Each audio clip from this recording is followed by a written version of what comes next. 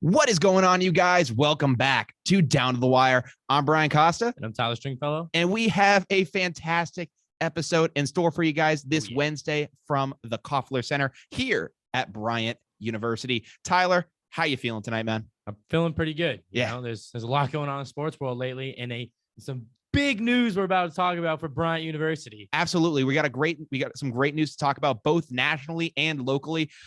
Thank God the Bryant news that we're going to be talking about isn't another fist fight at a basketball game. Nope. That's great. It's great topics for a radio show. It's amazing. Great publicity for the school. It's amazing content too. I mean, I cannot lie. It really does suck on that side. But did you know that the fight has its own Wikipedia page? Does it? Yes. Oh, I need to look that up. Yes. Well, I'll talk to you about that in just a second. But before we get started today, we're going to be talking about the NFL's new overtime rules, as well as Robert Williams and his timeline of return for the Boston Celtics as they make their playoff push. But Tyler, as you said, we got some big Bryant news for you. And again, it's not about a basketball fight. It is actually the fact that as of July 1st, 2022, Bryant University will be leaving the Northeast Conference and will be entering into the America East Conference. And this is a great move for Bryant. Obviously, got some brand new competition that we're going to be facing. And Tyler, obviously, you are a D1 athlete at this school. You've competed in the NEC for these past 3 years. Going to the America East Conference, it's going to be a big jump in competition. What are your initial thoughts on this as an athlete? So for me, as I'm on the swim team, so it's a little different for us because our competition is just going to change dramatically. Yeah, and the teams that we're going to be, so it's a little different because our competition's basically all screwed now. Yeah, it's basically all brand new. So we're facing a couple different teams like UMBC, Binghamton, UMaine, and NJIT. Yeah, so those are pretty fast schools that we're going to be competing against. And I know for the women. The women aren't guaranteed a championship like they were past couple of years for swim, and neither are the guys. Yeah. So it's going to be a big change. And then it's just a big change for the entire school. But it is nice because this is a little bit more of a competitive conference. Absolutely. And it is giving us a better opportunity to play and race some faster and better competition than what we've been used to. Mm-hmm. But I know for like the football team specifically, they're going into a completely different conference. Yeah, so we'll get into that in just a second. But obviously, sticking with the America East, there's a ton of things going on there. Obviously for Bryant, and it has a lot of people wondering. There are some things going on within the America East. I know personally, Hartford is going to be leaving the America East as of 2025 because they're going to be going from Division I to Division III. So they're actually going to be, just stripped. Like they're going to lose all that. I know some Hartford athletes, they're pissed. They are having full on protest about it. They do not like this move whatsoever. They hate their president right now. So Hartford is going D3, and then I believe Stony Brook I also heard is about to leave the conference. So Bryant is going to slide in right nice there. And it's actually a very interesting move too, because you're going to get to, obviously, the sport that people are going to think about most of the school now is basketball. It's kind of funny. Like up until I came here, Bryant was a baseball school. Like Bryant was baseball, lacrosse. I mean, I know we're not going to talk too much about Bryant basketball on this show, but at least not tonight. But credit to Jared Grosso. He, in the matter of 4 years, he turned this school into a basketball school. So everyone's wondering about basketball and how that's going to affect it. Bryant, I mean, listen, in the championship game against Wagner, we killed them. And basically, I think for Bryant, they said, all right, we're good enough. We're good enough at this point to get out of this conference. They only lost 3 conference games this entire season. And one of them was to Wagner. And then the other one was to LIU. And then I forgot who the other one was, but I think they only had two or three conference losses. If it was a third, I'm just forgetting the other one. Might have been Mount is the other one. Yeah. But I can't remember. Yeah. So but if it was at the beginning of the season. Yeah. So obviously we're going to be moving to this conference. UMBC, obviously they had a bad season in basketball from at least what I thought I saw. So, but UMBC, they were the school that took down Virginia. They're the only 16 seed to ever take down a 1 seed, and they took down one Virginia. What was it? 4 years ago? Yeah, I think because if Virginia, I think won it in 2019. I think it was 2018 was the year they got taken down. So 4 years ago. Yeah, so about 4 or so years ago is when they got taken down. So we'll be facing them. But the kind of the kings of that conference for a while has been the University of Vermont. They obviously made a run in the tournament this year, and They obviously, from what I've heard, they're kind of a force to be reckoned with in basketball. So it'll be exciting to see what Bryant does against those guys. Yeah. Hopefully if Grasso gets some picks in and is able to reshuffle this team with some new transfers. Yeah. They got Antoine Walker from URI. Yeah. And I mean, that kid looks like he could really be something too. I know. Yeah, and he's just here for his grad school. Yeah. So I think he only averaged like 7 points at URI, but for comparison, Peter Kiss only averaged 6 points at Rutgers. Yeah. So, I mean, if this kid is doing that at URI, you put him in that Bryant offense and you give him the keys to it with Charles Pride, like sky's the limit for them at that point. I know they're losing Hall. Yeah. And obviously Peter Kiss. Yeah. Those are two massive losses because Hall is one of the best defensive players and rebounders in the NEC. Yeah. So that's going to be a big loss for us too. But I know we also have 2 other transfers coming in as well. So Bryant, from what I can tell, for a school like us, at least in basketball, you kind of have to become a transfer capital. It's going to be, you can't land these really high end top prospects. Now, Charles Pride was a great prospect that we landed and we grew, and he was homebred here. Grew from the ground up. Exactly. And we've reaped the rewards of it. Yeah. A guy like Peter Kiss, though, he went to Quinnipiac, then proceeded to go on to Rutgers, and we were able to get him in the transfer portal. Yeah. Guys like Hall was a transfer guy. Luis, I believe, was a transfer guy. So that's kind of how we've had to build ourselves up. And I don't think Grasso minds that. I think he likes the fact that, hey, we'll bring in these guys that were disgruntled in other programs. We'll build them up here and go from there. I think Bryant, if they take that mentality to the America East Conference, and also get some talent that will come with being in a better conference. If you're in the America East Conference, you can go to these, slightly more high end recruits and basically say, hey, you're going to be facing better competition now, so come to us. Yeah. If mixing that, I think this could be a really great move for Bryant basketball. And I can guarantee you one of the pitches is going to be, we want to beat Vermont. Yeah. We want to be that team in the tournament. But I know specifically for Bryant gets a good amount of transfers. Yes. That no matter what sport it is, because I know basketball, they landed Peter Kiss, but even for the swim team, my coach pulls some strings in the transfer portal and gets these high ass recruits. Yeah. From a lot faster schools that have we got a dude from Hawaii a couple years ago. Jesus. Yeah. And he just blew all the records for Bryant and for the NEC and just for everything. So it's just ridiculous. But for this, the American East is going to be a lot more competitive than the NEC was. 100%. I mean, listen, I hate lacrosse is. Albany is one of the best teams in the country. Yeah. And now Bryant lacrosse has to go face them. Yeah, but what's that going to be like? I mean, I'm excited about that though, because you mentioned Bryant was a lacrosse school before coming here. Bryant lacrosse coming into this year was nationally ranked. Yeah. So I kind of find it's kind of about damn time that we get to actually see how they match up against better competition. Yeah, we get it. You can kill it against these NEC kids, but how do you match up when the competition's a step higher? I really am excited to see that as well.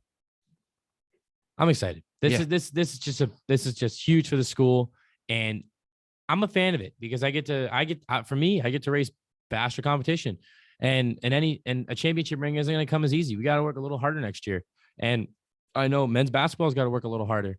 Lacrosse got to work a little harder. Everybody's got to work slightly harder. Yeah, just because the competition got a lot better, and that's huge for the school because now we can land, as you mentioned, we can try and land these better and just bigger recruits. Yeah. It's huge for us, and I'm really excited to see what comes next. That's the big thing too. And I think a lot of people were wondering, why is Bryant trying to get out of the NEC right now? They just won for basketball, and they had a very good football season. Why are you trying to get out right now? And the answer is basically, all right, you had a very great season, and I could understand people saying, well, have a 3-year run, kind of run the NEC for a little bit and do that. But on the flip side of it, again, Bryant is a transfer capital. There's no guarantee that you're going to be able to, really build that for 3 years. If you say, all right, we're gonna have a 3-year run, and then after year 3, we're going to the America East. Okay, you can do that. But what happens if in year 2, your entire program goes down the tubes, and it's like, all right, I guess we're gonna have to be back in the NEC until we get another shot at this. For Bryant, I think this a lot had to do with basketball. I mean, again, this is a complete athletics decision, but basketball, I think, the attention that it put on the map for Bryant, I think was a large driving factor in getting this decision done. Yeah. But for Bryant, when they look at this, it's like, all right, we put ourselves on the map. If the America East Conference is giving us this bid, we better take it because we don't know when we're going to get a shot like this again. No, because there's also been a lot of sports teams here that have been running the table on the NEC. I know the Bryant women's team has won 5 championships in a row. The men have won both years they've been in the NEC, and we absolutely clobbered our competition this past year. And then, as we all know, Bryant men's basketball won. The lacrosse has been winning. Baseball's been winning, and it's amazing. Yeah, and like you said, it gives us a better opportunity to land these guys, but it also gives I think it also gives us it does give us a better opportunity to perform well and to be awarded more when we make the playoffs. Like, yes, because this is an athletics school. Well, and the other thing too, wasn't Vermont like a 13 seed? I think. Like, no. Were they a 6? I don't think they were a 16. They weren't a 16 seed. I don't know what they were, but they weren't a 16. I think they were like a 14 or a 13 from my best belief. Yeah, if you can I just look it up real quick. Yeah, if you can look it up, because obviously Bryant, it was like, oh, you won the NEC, you won the regular season championship, you cruised to a victory over Wagner. And in my mind, I was like, that should give you an automatic bid, but because you're from the terrible conference, which is the NEC, they were like, nope, playing. Yeah, Vermont was a 13 seed. Yeah. So if you're Bryant, I mean, listen, it doesn't, for people that don't know a ton about sports, at least in a March Madness style bracket, a 13 versus 16 doesn't sound huge. That is the biggest difference that you can make for Bryant. If they were to, I mean, again, St. Peter's was a 15 and they were able to run it to the finals. Yeah. But so if you're a 13 seed, that upset potential goes through the roof. And it also, I mean, that puts us closer to potentially being a 12 seed. The 12 versus a 5 seed it's a classic upset. There's always a 12 versus 5 upset every single year. You have to at least put one. The biggest upset and the most unknown upset. Yeah. And because you don't know who's going to do it, but one of them's going to pull it off. It's going to happen. And exactly. So it's like, again, if we can get close to being within that upset range, it's perfect. I mean, listen, like, had we made it as a 16 seed versus Arizona, I would have been like, oh, let's go. But you're going to get killed. It's like, I mean, listen, congrats to UMBC. And I know we're going to get to face them. So maybe we can learn a little bit from them on how to do that. How to beat a 1 seed. On how to beat a 1 seed. But at least now there's a shot. If we beat our competition in this conference, we're not going to get absolutely screwed come March Madness time and have to face just an absolute powerhouse in the first game. Yeah. Which is huge. Wright State. And so Wright State, the powerhouse. So, Jesus Christ. I know what you're talking about, like teams like Arizona, Duke, Gonzaga, all those guys, because those are all going to be the 1 seeds. Yeah. So I mean, listen, all the teams are NBA bound. Yeah, exactly. So exactly. All those guys have already have their draft stock listed, and it's like, oh yeah, I'm going in the first round. So I like the fact that Bryant is making this move. I'm really glad that they do see this opportunity. I mean, obviously we're going to be building a new basketball stadium here too. So it kind of, I kind of feel like the middle child, at least in this situation, because you saw like so much great stuff get built up before we came here, like the AIC and all this stuff. Yeah. And now we're seeing a new basketball center come here. And I'm just like, where's the new pool? What the heck? Yeah. I'm just like, I don't know. Couldn't we have gotten like something now? Like, I'm like, couldn't have something been under construction and being finished like when I was here? So, the residence halls for the freshmen. Yeah. For the freshmen. I'm what like, but the only reason that got fixed was due to, don't worry about it. The only reason that got fixed was because of Bristol flooding. Yeah. That's the only reason that got fixed. Otherwise, that would have been delayed. And Warren was renovated before we came in as freshmen. Mm-hmm. And it's not even that nice. No, it's not. It's not. So, I mean, listen, I again. It's nicer than Barrington, though. Yeah, Barrington's a hellhole. Yes, it is. Thank God I didn't have to live in Barrington. The other benefit to it too is, I know we're kind of like making fun of, oh, Bryant doesn't build any new things. Getting us in this conference, it allows us to, generate more money for the school, obviously. Exactly. I know Bryant, like they're trying to build a new basketball center. This is going to, have an incredible, this is going to be able to, obviously create more funding for that and allow us to, invest in other things down the line. I'm waiting for a new pool. The women have won 5 years in a row and the men have won twice in a row. Where is our new pool? We can barely fit our team in our own pool. What's wrong with the pool? It's wet. It's so small. The deck space, there's no deck space. I mean, it's a pool. But you need deck space. You need an 8-lane pool, a 50-meter Olympic-sized pool. Hear me out. You get Michael Phelps practicing in there every day, huh? Michael Phelps is coming to Bryant, then we got bigger problems. Yeah, there are much bigger problems. But I'm saying build a pool, not because I'm a swimmer, but because it generates a lot of money. Oh, it absolutely. It takes a lot to keep it run.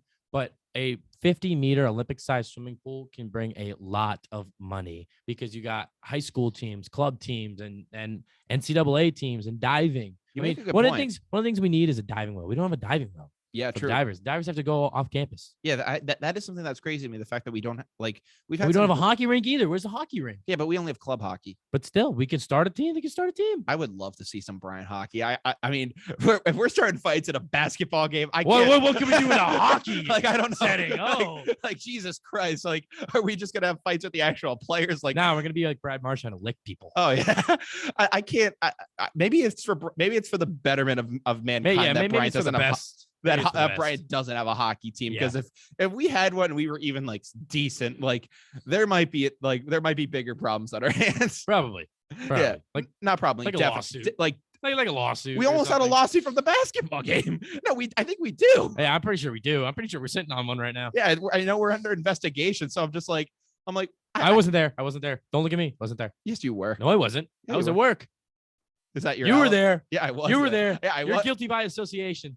Everyone in my section immediately sat down. Didn't stop a kid from behind me from getting struck with a water bottle. But unless we look at the video, we see Brian throwing a water bottle at Tupper. Yeah. Oh, I'd be the enemy. Did you see? If anyone didn't have it, if anyone out there didn't see the Bryant basketball or hear about it, you need to look it up, and just watch Tupper, the Bryant mascot, Dave Zarilla, trying to be an authoritative figure, and it just looking absolutely ridiculous. I know the guy in the mascot suit too. It's our wide receiver, David Zarilla. That's funny. Yeah, and I was talking with him the whole time, and I was setting up memes and stuff, and he ended up saying, "I'm becoming a meme right now. This is amazing." He is becoming a meme. So I loved that. I mean, Dave's a great guy. I'd love to get him back on the show to discuss that. Yeah. Moving on to the NBA real quick. Well, quickly before we do that, obviously too. What else we got? Well, obviously, something you hinted at was Bryant football joining. Oh, the Big yes. South. So, how can I forget Bryant football? So this is this is the weird part of it. The NEC has football. The America East Conference, while they are a better conference, does not have football. So to make up for that and to keep our football program, we are joining the Big South as a school from Rhode Island. I'm like, you can't make this up. I mean, this is kind of the part of. I've looked up some of the schools there before. It's do you have it right now? Yeah, I'm trying to find it. Yeah. Big South Conference. Who are you? I know a couple of them off the top of my head.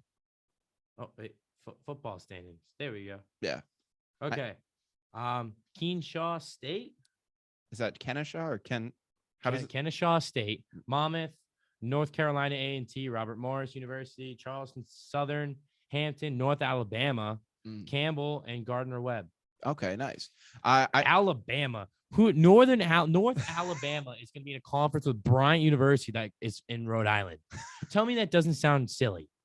I mean, hey, you were talking about getting better recruits. Maybe we get some kids from Alabama to come up here. Keenshaw State, or however you pronounce it, was 7-0 in the conference.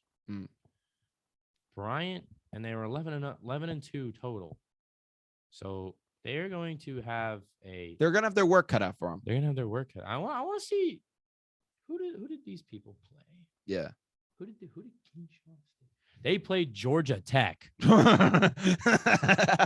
Oh boy, don't we have something cut out for us? My wow. But they lost 45-17. That'll do it. Yeah. Like some of these who'd Monmouth play? Monmouth had to play. The biggest school that they played looks like it's Princeton. I mean, Fordham or Middle Tennessee.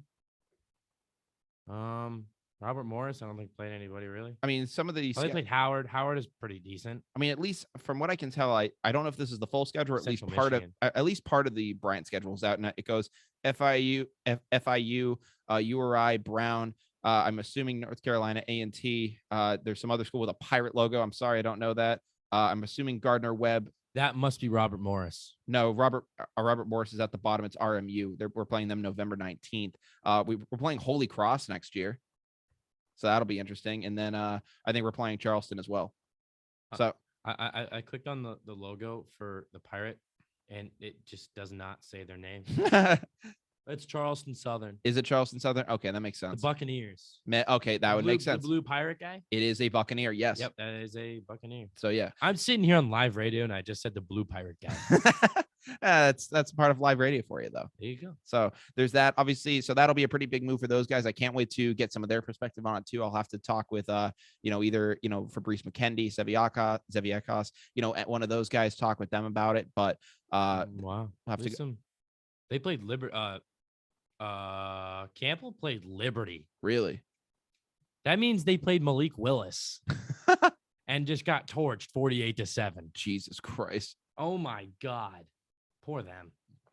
At least we didn't have to do that. No. Listen, football is great. We'll see how we do. That's more of trial by fire. Just gonna say. Oh, I wish them the best, but that's gonna be very interesting. They got the work cut out for them. They do. So we'll see how it goes. But as you mentioned, we were also going to talk some NBA news tonight, Tyler. I jumped the gun a little bit, but that's okay. Hey, it's fine. Everyone kind of jumps the gun a little bit. I have a joke, but I'm not going to make it there. I have a joke, but I will not make it. In NBA news, I was talking about the Boston Celtics on my show, last Friday with special guest Jack Easold, and we were speaking very highly of them. And for the first time in a long time, I had some semblance of a belief in this team, and I was like, you know what?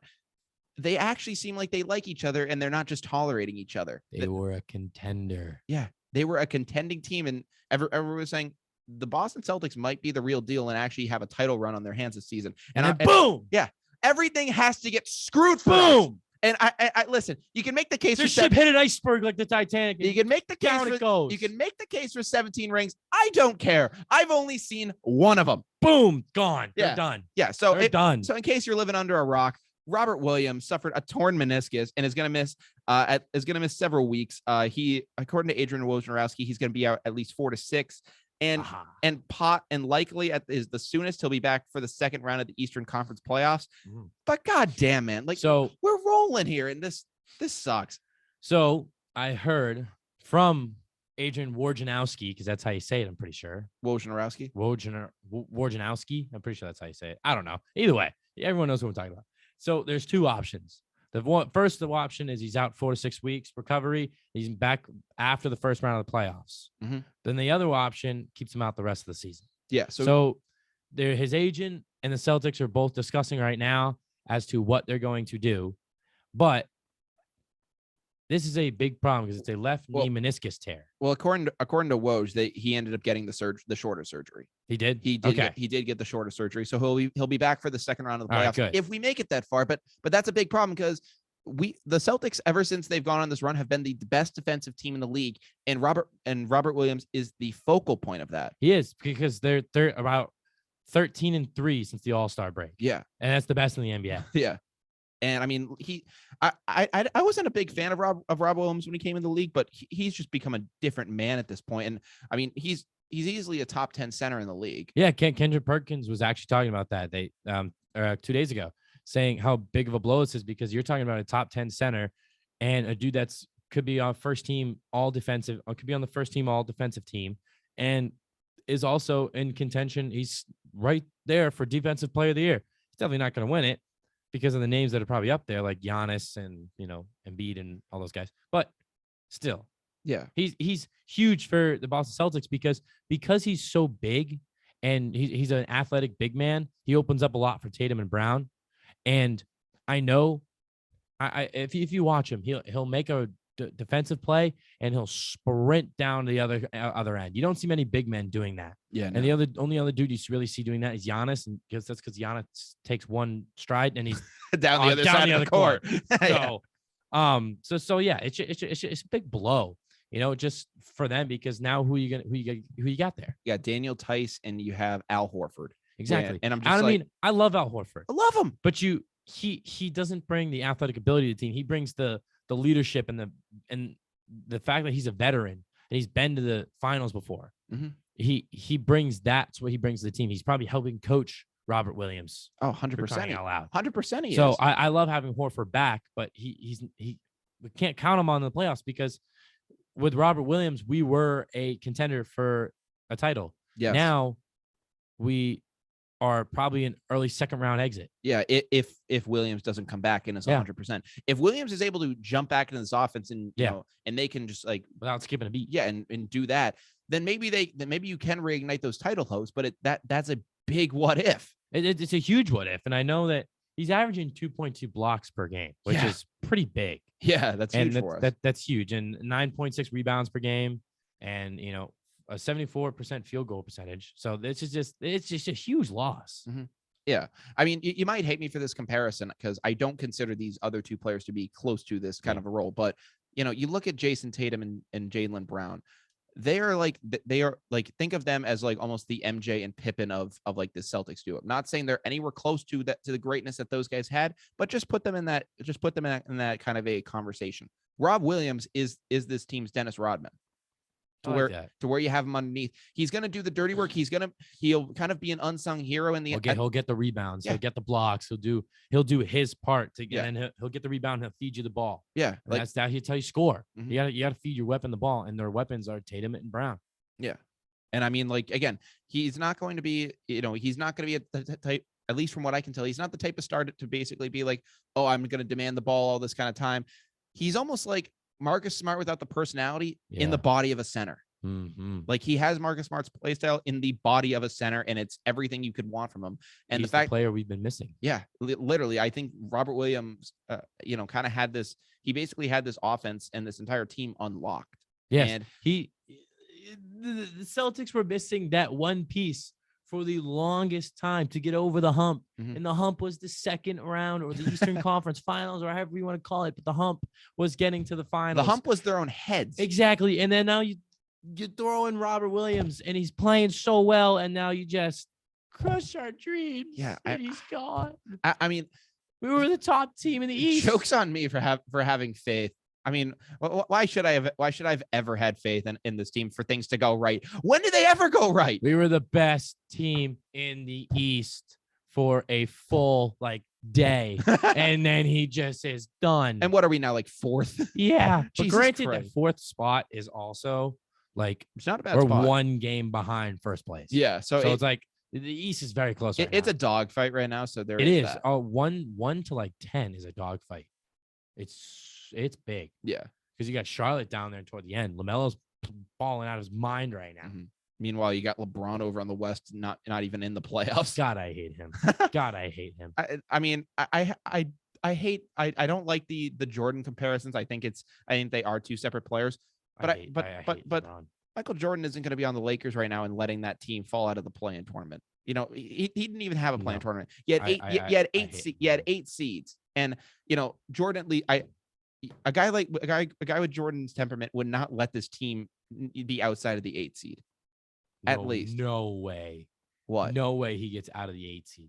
Jordan ain't letting them go down that far. No. And LeBron is about to have them be in the play-in tournament. They're currently out of the play-in tournament right now.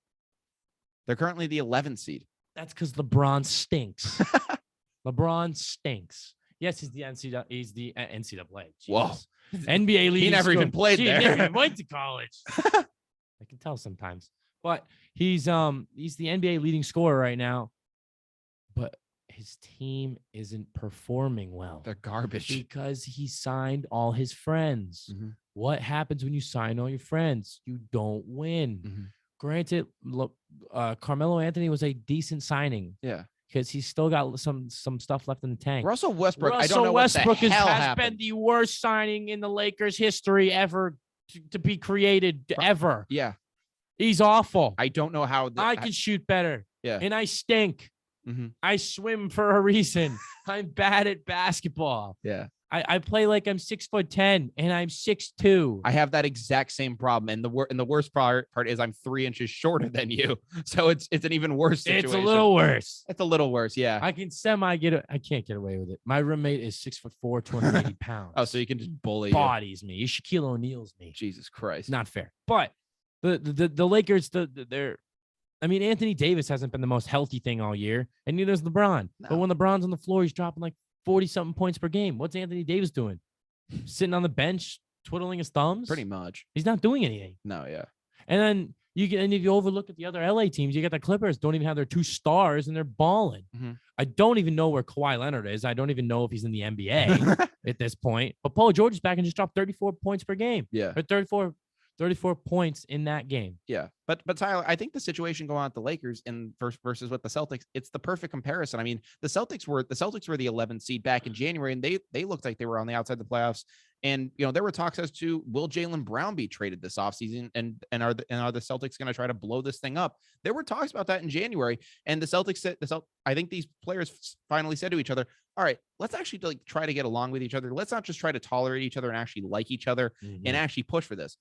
That's what the Celtics did, and they became the best team in the East for a day. And I think if you take away that Rob Williams injury, maybe they go a little bit further on that. The Lakers are the exact opposite. They may even love each other, but all the internal issues that they have with each other literally just sour that entire locker room.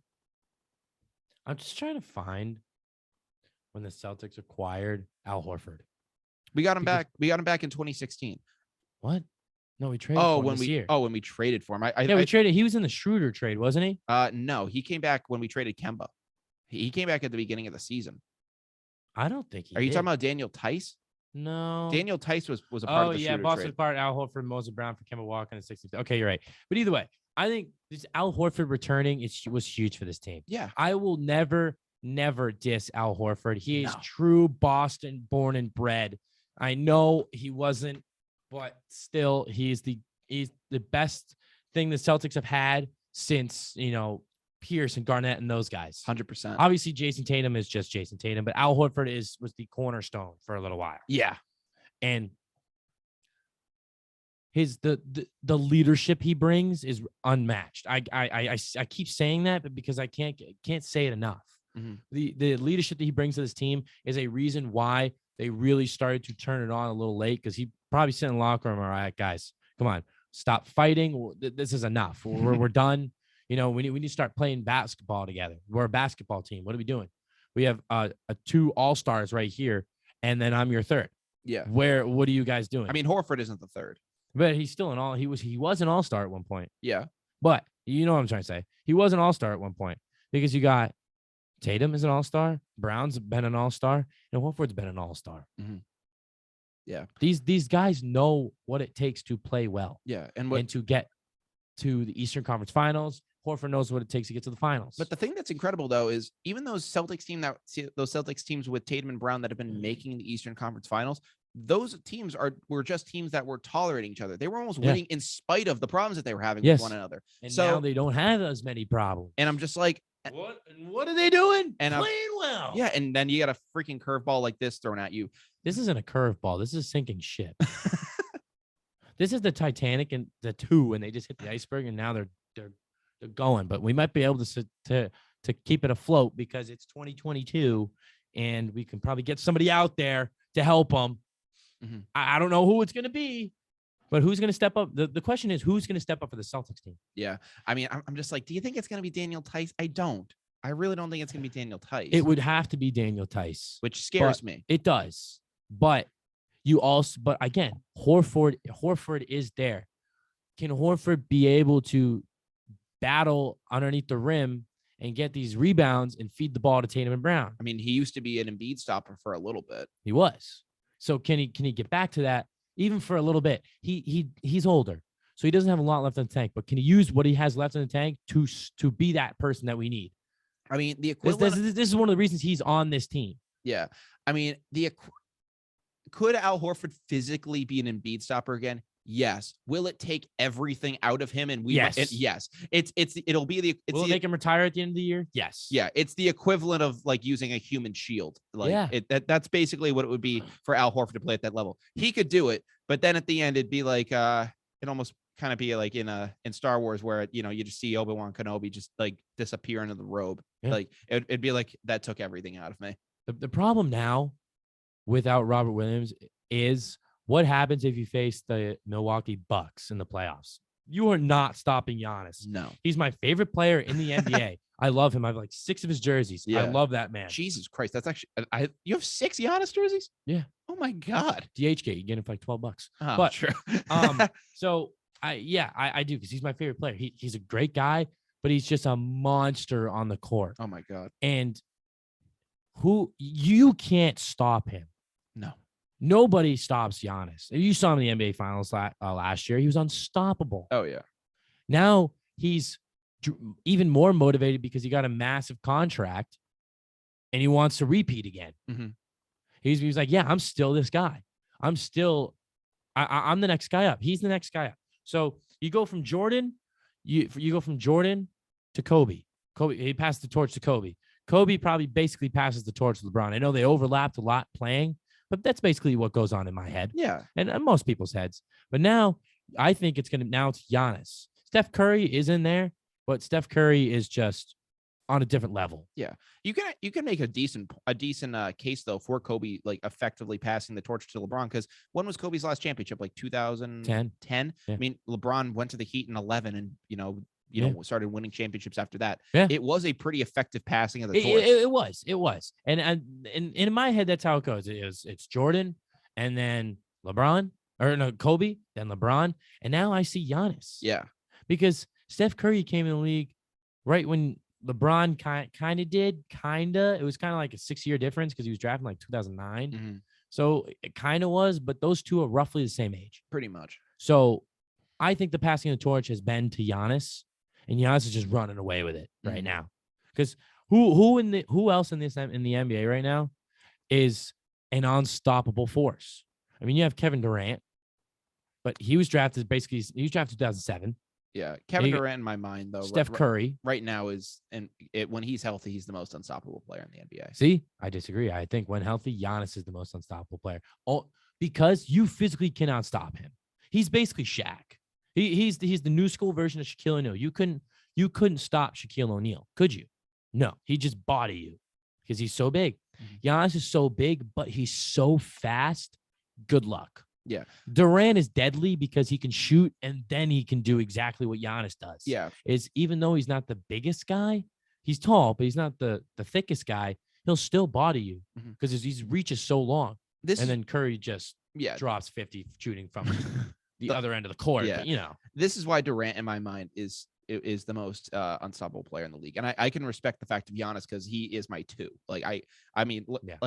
This isn't a case for or against LeBron, but just in terms of physical attributes, it's got to go Durant and then in my opinion Giannis too. And it's there's just that one play of Durant in the finals against the Cavs where it was either the one where they beat them, where they either swept them or they beat them when they were up 3-1 or something like that. And it's when Durant goes up the court in Cleveland and just pulls up from 3. Yeah. And 7 foot tall dude who easily could have taken that thing to the basket and slammed it. Pulls up from deep 3 and sinks it to ice the game. I'm just like, there's no way you can physically stop that. You know what you can't physically stop? Giannis Antetokounmpo in the NBA Finals last year, the game sealing dunk. Drew Holiday steals it. Giannis is running down the court. He throws an alley-oop for it. Giannis slams it. Almost hits his head on the backboard, and in that moment, and ices, that's pretty much the seal of the game because there was like 15 seconds left. I agree. That iced the game, and that you cannot stop that. You can't stop that, and that is one of the most, that really does define Giannis's, capability. I showed my girlfriend that play, and she goes, holy crap, how do you even stop that? Yeah. I go, you can't. Yeah, you physically can't. Like, it's not even, you can't. No, good luck. You can't stop that. And if you can, let me know. But when I see, and listen, Giannis is getting a jump shot together, which is dangerous. If he gets close to what KD can do with a jump shot, it's over, and he would be my number 1. But it would be very dangerous for the NBA. But again, what Kevin Durant can do at that height, and again, he's a very enforcing, down low. Yeah. What he can do he's got good handles too. Absolutely. Keep going. What he can do at that height, playing like a point guard, it's incredible. And I don't know how you stop that. And again, Giannis is bigger. He's put on a lot of bulk. You can't stop what Kevin Durant does. It's insane.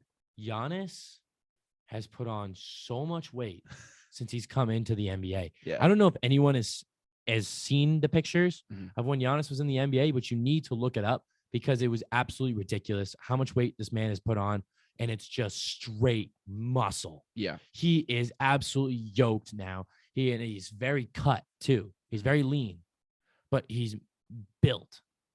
And when you tell me you see that guy charging toward you and while you're under the rim, I mean, like, that's just, my life would flash before my eyes. Mm-hmm. I couldn't. And that's why he's, two-time MVP, the finals MVP, defensive player of the year. He's literally got a Hall of Fame resume and he's 25 or 26. Yeah. What? Like what? It's remarkable. What's now what? Yeah. And he won an NBA championship on his own. Mm-hmm. He brought back early 2000s, win a championship on your own, not build a super team and win a championship. Yeah. He did it on his own. I mean, granted, some of the guys he had were perfect pieces. And I know absolutely before last season, I called the Milwaukee Bucks making a huge run solely because Drew Holiday was on that team. Drew Holiday was huge for Giannis. He's a great defensive player, and he can shoot. Mm-hmm. And then you obviously got Chris Middleton over there. Game over. Yeah. Just call it. The Celtics do not have a chance to stop any of that in the playoffs now that Robert Williams is gone, because he could keep up with Giannis. He's fast and because he's young and he's big. He could keep up with Giannis. Yeah. Horford can't. Tice isn't fast enough. I agree with you. Speaking of getting stopped in the playoffs and some things having to deal with that, I think that's actually a good point for us to transition into our final topic of the night, which is in the NFL. And Tyler, this has been a very hot button issue in the National Football League ever since that playoff game between the Kansas City Chiefs and the Buffalo Bills that ended in a lot of controversy. Even the Patriots Chiefs a couple years ago, people were started to talk about it. Absolutely. So Bills Chiefs was icing on the cake. Yeah. Continue. So obviously for anyone who hasn't seen, the NFL is adjusting their overtime rules, and I'll read them off to you now. So basically both teams will now have possession of the ball in overtime in the postseason. So this is only for postseason, by the way. Regular season stayed the same. Yeah. Regular season is going to stay the same. And it then says if the score is tied after each team has possessed the ball, the next score wins. So it essentially is both teams will get a shot, and then it becomes what the old overtime is. And then if the kicking off team to start the overtime period scores a safety on the receiving team's initial possession, that team will be that team that kicked off is the winner. So it's very similar to the original overtime rules, and basically makes it in a lot of people's minds makes it more fair. What do you think about this? Wham. Cry me a river, man. Go put on your little baby diaper and cry. Go in the corner and cry. You lost a coin flip. Yeah. And then your defense just couldn't hold them? Yeah. Are you kidding? Mm-hmm. Defense wins championships. That's one of the things that line has come from. If you don't get the ball in overtime, you need to have trust in your defense to pull out a huge stop and win the game. Mm-hmm. I mean, I typically agree with that statement, Tyler, but just to play devil's advocate, both teams couldn't stop those quarterbacks in that game. And when you get to overtime, you've already played a full game of football. Those guys are already going to be gassed at that point. How do you expect them, if they couldn't stop them in those first 4 quarters, what's going to change come that overtime period and allow you to get that stop? Swim. Build up endurance. Come on. You need to have the endurance. I mean, I'm being serious. These guys need to have some more endurance. I mean, they're good. These quarterbacks lately, Burrow, Herbert, Jackson, Mahomes, Wilson, these guys are young. I mean, Wilson is a little older, but still, Mac Jones, these guys are young and are able to go up and down the field multiple times. This defense needs to be able to keep up with them. I mean, even Matthew Stafford, he's old, but that man overtime against the Bucks threw the ball downfield to Cooper Kupp and was sprinting down the field. The defense was jogging. You guys need to keep up. And that's just how fast paced. Yeah. The only difficulty that overtime is going to become. You need to be able to keep up. Yeah, Tyler. The only difficulty with that though is, I mean, something at least I know from baseball is, I played outfield a lot, and something they always teach it is, whenever the ball is hit, it's first step back, and it's and because it's always easier to go back on a ball and then come forward than it is to go forward and then go back. Yeah, because it just takes a lot to go backwards. For a lot of these guys and people on offense, you're always moving forward unless you have like a little screenplay. But the offensive game plan is always to move forward. The defense, on the other hand, besides the guys on that front 7 that are usually rushing you, are always moving backwards. And can the defense turn around and sprint back? Sure, but then you're not going to have your eyes on the ball, and you're going to get burnt that way. So guys on defense, always have to go back. So they could have incredible endurance, but that is something that kind of they have to worry about, because they have to do something that is more strenuous on them than what these quarterbacks do. Yeah. But these guys just need to just quit your mind. You lost. I mean, come on. It's getting ridiculous. These guys well, he did this. which made me do that, and then he did that, but it made me do this. No, dude, you lost. Enough. You don't seem when I lose a race, I have my 5 minutes to be like, well, he did this and made me do that, but like, still on me, like it all comes down to you, and that's the same thing in football. It's you. I mean, the NFL in essence made the overtime rules more fair a couple years back because previous to this, all you needed in the sudden death was a field goal. If you got within, your kicker's range, you could end it and you wouldn't even need to touch the end zone. Like, think about it. It got to the point where it was like, oh, you need a touchdown, and those are so hard to get in the NFL, even for these high powered teams. But now it's gotten to the point where it's like, yeah, of course they're going to get a touchdown. Like what do you mean? Like get a touchdown? That's a piece of cake for them. It's as easy as kicking a field goal now. And I'm like, okay, you can think like that, but we had it at the point where we thought we were making it more fair. And now that's not even good enough. Thank you, Joe Burrow, Justin Herbert, Lamar Jackson, and Patrick Mahomes, because they're the reason that the rule's changing, because their offenses are so insanely good. They're the reason. Those 4 guys. I feel like I'm missing another young quarterback. Josh Allen. No, I put Josh Allen in there. No, I thought you said Justin Herbert instead. Justin Herbert, Lamar, Mahomes. Oh, yeah, so I did forget about Herbert, but I thought he was in there. So I feel like I'm still missing one. But either way, there's these young guys that are just gunslingers. I mean, you can throw Mac Jones in there, but not yet. You got to give him another year. Yeah. Hopefully his name will be in there with those guys. But those 5 guys are legit. Yes. Those guys are legit. Lamar has fell off a little bit from his MVP season, but he's still legit. Yeah, he can get the job done. That's more about the team that's around him. Yeah. So hopefully. But these guys can if my life is on the line and I need a touchdown, I'm throwing one of those 5 guys out there because they'll automatically score. And it's becoming a problem, which is why the overtime rules have changed. And obviously, you still got Tom Brady in the league. He's done it too. So plenty of times. Screw that guy too. The other thing too that I like about I'm on like a New England sports show or radio show, and I just said screw to Tom Brady. He's getting annoying. Yeah. What is up with your deal with Brady? He's annoying. Retire. That man is a father. He's missing so much time with his kids. Oh my goodness. But Giselle must be pissed at him. They gave him the okay, Tyler, to come back. No, retire. Get out of here. Come on. It's the next guy up. Yeah, he's great. But come on, don't retire. If you're not going to retire, don't retire. Yeah. I mean, I think Brady didn't want to retire. He retired because he thought that's what his family wanted. He didn't retire because he thought he was done. He obviously knew he wasn't done. He led the league in touchdown passes. So he should have won the MVP. I mean, I do agree with you there. He probably should have won it. But anyway, but I think I mean, a guy like him, he saw that and was like, all right. Like, and he's like, I really want to keep playing, but my wife doesn't want me to anymore. And Giselle probably went to him and said, Tom, it's okay. You can keep playing. And then that's how he got the okay. Probably. But the overtime rules have changed. And one of the reasons is because of Tom Brady, what he did to the Chiefs before Super Bowl 53 to make that Super Bowl. Yeah, because again, that was also a very close game in which the Pats, obviously Brady was. It came down to the coin toss. Yeah, it did. In my mind, if it went the other way, I wouldn't have trusted that Patriots defense to get that stop. Would have, but wouldn't have at the same time. Like, I could see them stopping them, but I can easily see Mahomes running the train on them. I think you at least would have gotten they at least would have gotten a field goal. Yeah. At least they would have gotten in field goal range.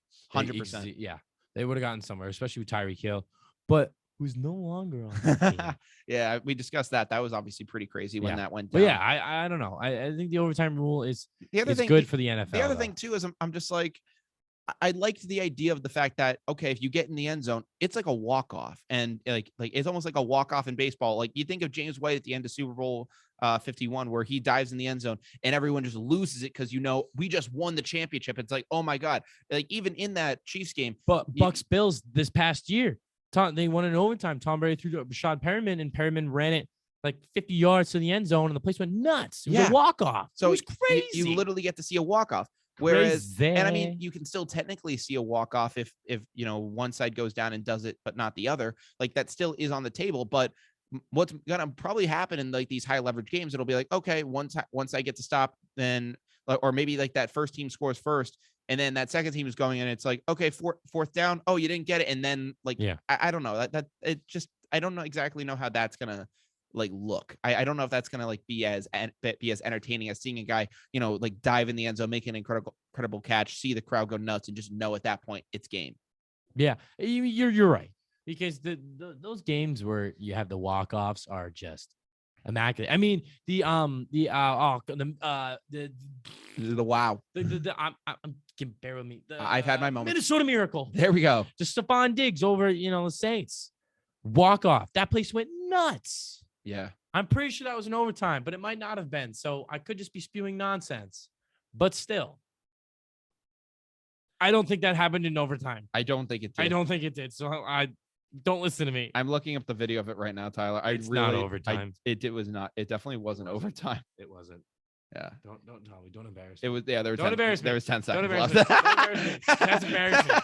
God damn it. God. Oh my God. Oh my God. I'm so sorry, ladies and gentlemen. But I mean, I appreciate the sentiment. The art of the walk. I was struggling to get that out, and I finally did, and I wasn't even right. You're fine. You know how many times that's happened to me, bruh. It's more. But Bills Bucks one did happen, and that was a walk off where it was ridiculous because in my mind for that play, I saw the 4K camera pan to Tom Brady, and I'm like, this man is friends with like LeBron, Mark Wahlberg, like Tom Hanks, all these guys, and he's an athlete. Mm-hmm. But then you take all the athlete off, and he's a huge celebrity. Yeah, it like the camera on that was just like ridiculous in my mind. I love watching it. I don't know why. Yeah, but it's incredible to see the athlete, and then all of a sudden the helmet comes off, and boom, there's the celebrity. Not the athlete, the celebrity. Yeah. Who just threw a walk-off touchdown. Yeah. You make a very good point. Obviously, final verdict on these overtime rules. You're not a fan. Not as big of a fan, but you do make a good point. Whereas the feeling of the walk-off is kind of gone. Yeah. And that's why I'm not like, that's why I was never really huge on these moves. I know a ton of people are like, this is exactly what we wanted. However, I know some people are at the same time are just like, we want the college football playoff overtime rules. And I'm like, that's cool. Keep it in college, please. Yeah. Because the college football playoff is also stupid. Yeah. But at the same time, I like, if you want 4 teams. Oh, I'm not talking about the college football playoff. I'm talking about their overtime. The overtime rules are still stupid. Yeah. I mean, listen, I don't need like the score to be 70-0. Is that entertaining? Sure. But do we really need to have it at the end of the game where we're just like lining guys up at the 20? No. Have it be a college rule. It's a fun college rule. Keep it there. I'm good. There's rules in college because they're slightly easier than the ones in the NFL. Yeah. That's how it is. You only need 1 foot in college. I mean, that's how it is. I mean, is that just what's going to come to the NFL now? Or are we just going to do 1 foot? Are we just going to become college? Yeah. 1 foot touchdown. No, I don't want that. 2 feet is perfect. Yeah. Because it's cool. Absolutely. Antonio Holmes. Cool. Cool. The capital K. Tyler. Past LC. Tyler, a lot of that is cool, but what's not really cool though is that we are going to be going down to the wire. It's not very cool, but not cool. But not cool with a K. But we've had a very good show today. Obviously, we started things off today by talking about Bryant leaving the NEC. Boom. Peace out. Like honestly, goodbye. Later, NEC. Don't let the door hit you on the way out. Didn't you guys have to? You said did your swim team have a saying about like going out and winning the NEC and doing some stuff like that? Yeah. Want to hear a saying? Yeah. Get some neck on 3. Yeah. Get some neck. And then when we won, it was got some neck. So on my championship ring, it says got some neck. How about that? Love to see it. So I mean, unfortunately, there will be no more neck getting anymore. What's gonna be the new chant for the America East? Don't look at me. I'm not that creative. Yeah. We'll have to figure that out. That's a good question. Yeah. Because I know. I don't know. I don't know. They have like a saying about like 3 pillars or something. So I don't know. 3 pillows? 3 pillars. 3 pillars. Like they're like 3 pillars probably of excellence is what it is. Oh, congratulations. Yeah, building the 3 pillars. It's complete student athlete or something like that. So I don't know. I don't know. It's called 3 pillars. I really don't know anything behind it, but I don't know. Maybe you can figure something out like that. So for America. For America. For America. Just turns into, you got a great shirt for it. Oh yeah. It's just an Under Armour logo with the American flag on it. I'm very patriotic. Very. Same here. I mean, I was born here. God bless America. God bless. God bless. But after that, let's keep going. Yeah. After that, we talked about Bryant football also joining the Big South, as well as Robert Williams. Then in the NBA, we talked about him as well. We talked about him suffering a torn meniscus and missing the next 4 to 6 weeks.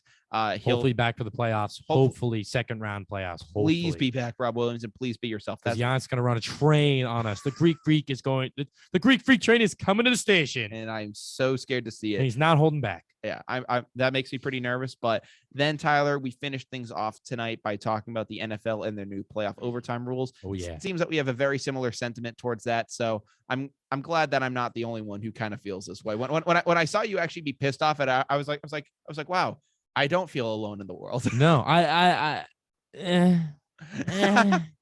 like them, but I don't like them. I lose a little bit of excitement. And at the same time, too, but the rules are going to stop Tom Brady from winning again. And then the other thing, too, is you're keeping the rules in the regular season. I'm just like, commit.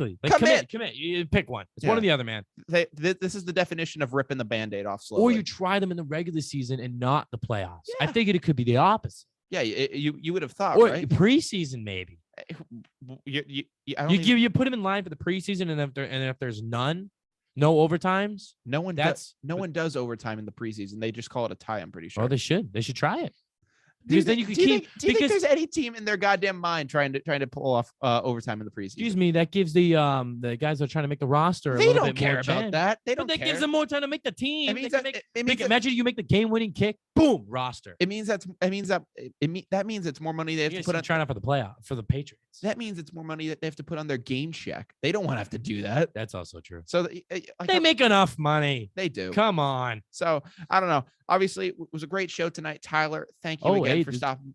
Can I talk about one real quick thing? I mean, yeah, we got a little bit of time before we do call it. So I don't know if anyone out there has been paying attention, but the Patriots Stadium has started renovation. They have, and the lighthouse has been taken down. Yeah. I don't know if anyone's seen that, but it happened a couple of days ago. The lighthouse was taken down. We're going to be getting a bigger one, though. And there's going to be a full view seating on top of it, apparently. Yeah. So I'm excited for the new stadium. Actually, I've been wanting to talk about this for a while. What do you think of the new stadium renovations, real quick? I like it. I like it, and I'm excited to finally get out to a game. I mean, it kind of sucks. I was at Gillette last year. I mean, great game to be there. I cannot complain about the game. Which game did you go to? The Jags game. I went to the Jets game. Oh, nice. So we went to both with the blowouts. Oh, but I mean, that's fun too, because you get to see the offense, doing what you dream of them doing. With my roommate, that's a New York fan. That sucks. Giants, but I still made him wear a Pats jersey. Fair enough. But yeah, no, I'm excited. The reservations look like they're cool. Yeah. It's different. Yeah, no, I like it. I like it too. And I liked the show that we were able to put together tonight, Tyler. It was a great time. Had some fun. Yeah, it was amazing. But before we go, if you're not listening, following, subscribe, hit it, Brian. All right. Thank you, Tyler. If you're not following Down to the Wire at this point, what are you doing, man? What are you doing? You guys can find us anywhere podcasts are streamed, whether that be Spotify, Apple Podcasts, Google Podcasts, and more. Mm-hmm. The video stream of this podcast is also available on YouTube, and you can find all the links to that in our Instagram at down.to-the-wire. Again, at down.to-the-wire on Instagram. This show has been live streamed as well on the radio at WJMF 88.7 HD2 Smithfield, Providence, or online at WJMFradio.com. Boom. Thank you guys so much for listening again. And it's a pleasure. Always a pleasure, Brian. It's been a great show. Great show. And from Down to the Wire, I'm Brian Costa. And I'm Tyler Stringfellow. And we hope you guys have a great night. Take care. Peace out. And peace out.